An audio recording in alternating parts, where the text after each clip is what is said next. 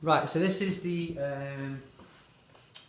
worksheet that I'm going to email to everyone for the Wall of Protest art activity. So it's based on this, the Black Power salute in the 1965 Olympics.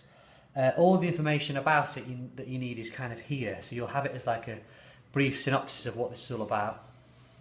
If you had time, you could ask them what they can see, what's happening, you know, who's doing what. But the main kind of like thing for them to look at here, it's two African American athletes, Tommy Smith and John Carlos, and during the medal ceremony they did a Black Power salute as the flags were raised. All three athletes, including the Australian silver medalist Peter Norman, wore human rights badges too, and it was a protest against the way that black people and underprivileged people around the world were being treated.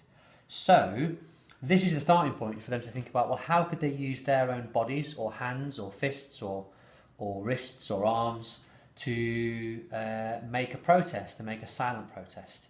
So from this, they're going to start to work on how they could start to spell words out.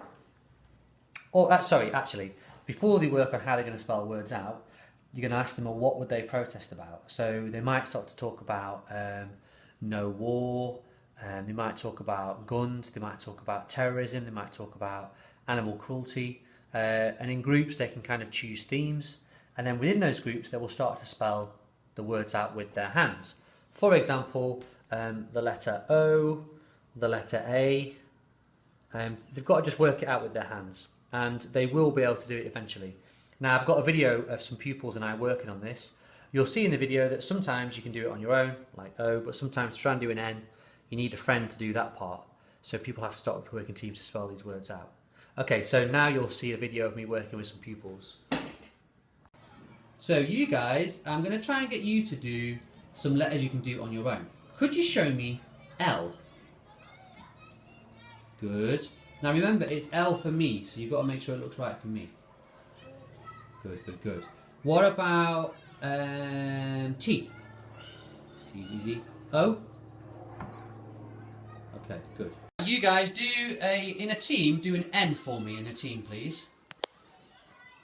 N. Could you do a Q, please? A Q in a team.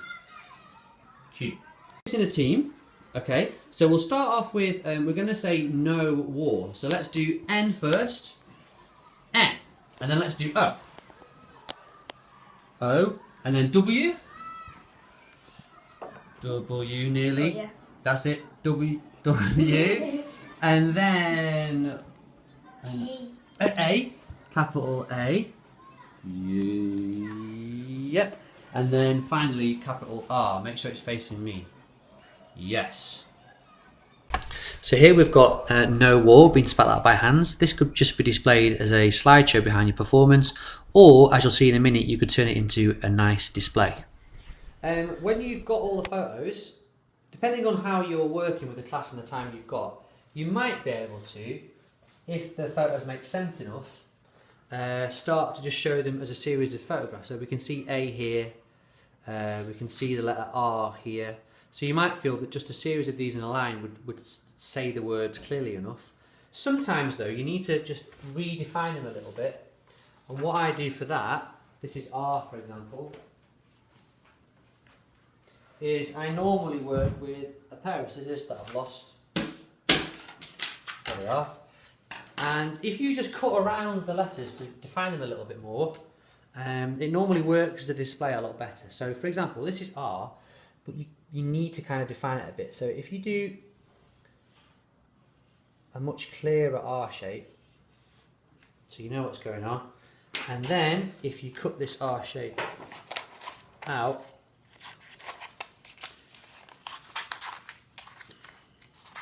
like this,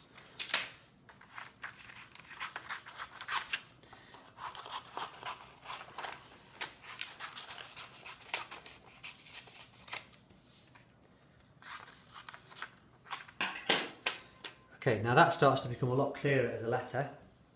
So there's your letter R. And then if you start to think about how you're going to display this, of course, depending on the resources, a bit of card, starts to look even more impressive.